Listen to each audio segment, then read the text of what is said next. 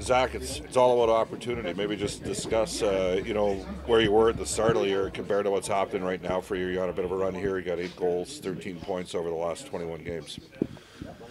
Yeah, I think it's exactly what you kind of pointed to. It's just getting a little more opportunity with the coaching change, and obviously when you're playing with highly skilled players, you get a little more chances around the net, and thankfully they've been going in.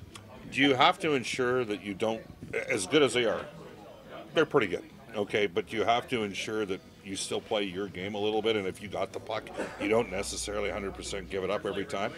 Yeah, definitely. It's one of those things you try to read and react. Every play is a little different, but you definitely want the puck in their hands as much as possible. That's no secret, but at the same time, you try to bring a little different element to kind of make it work. And we've had some success. We just have to continue that. You played with two of the classiest guys in NHL history in the Sedins, but they slowed the game down. Is it different with Connor and Leon? Yeah, completely. They're caliber players, pretty much the exact same. They're two players that are so dynamic and can find you at any point in time. So you always have to be ready. But yeah, you're right.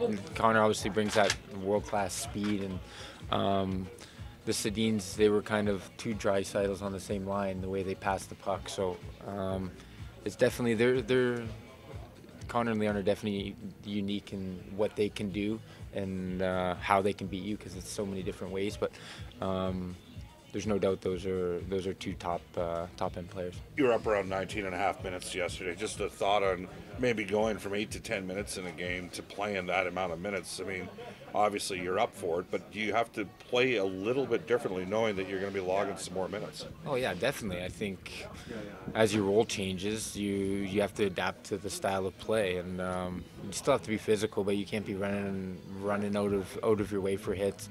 It's not as much dump and chase. It's a lot about puck possession when you're playing with players like that. But you have to finish when you get the opportunity. But it's a lot about puck protection, holding on to pucks, and creating that little time and space for those guys to make little extra plays. So, like I said, I've given a little more of an opportunity with Hitch, and I've always known I can play and I can score. It's just when I came here, I was given that role that Todd had me in, and so be it. I enjoyed it, I embraced it, but it's always nice to show what else I can do. Let me ask you this. So when you're in that, for lack of a better term, bottom six role, killing penalties, energy role, are you engaging more verbally? Whereas when you're playing with these guys, you don't want to drag the other team into some of that crap.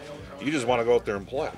Yeah, definitely. I think when you're on the third and fourth lines, your goal is to create energy, be physical, get pucks deep, wear the team down. With those guys, you're going out every second, third shift. You really have to stay focused, because you could get a scoring chance at any second playing with them or when you go out. So you definitely have to be dialed in a little differently, but it's definitely a fun time. Was yesterday's game against Columbus the Oilers' best game this season?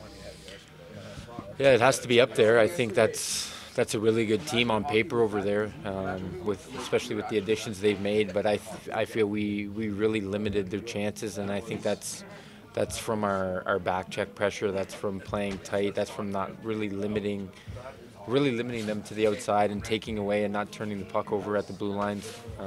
We were definitely a tough team to play against yesterday.